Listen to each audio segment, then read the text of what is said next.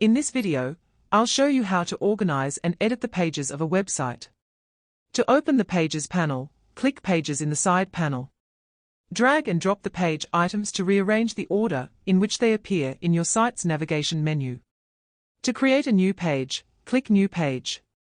For example, if you select the contact template, you just need to type a name for the new page and it's automatically created.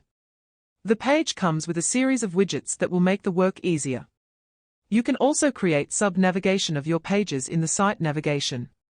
One way to do this is to create a folder. Click New Page and select Folder.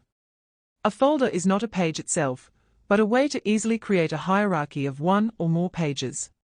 The hierarchy you create with folders are replicated in the drop-down menu in the navigation of your site. Next, simply drag a page under the folder and align it to the right, making a child of the folder above. You can undo this by dragging the page back to the left. Another way to create sub-navigation is by dragging a page directly under another page.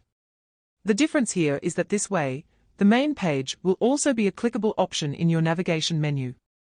Finally, let's review page settings. All pages have settings that can be very useful. To access your page settings, click the Gear menu. From there, you have the option to hide pages from the navigation based on the device, delete pages, set new pages as the home page, and configure page SEO settings. Give it a try, check out the rest of our website builder tutorials, or get in touch with us today.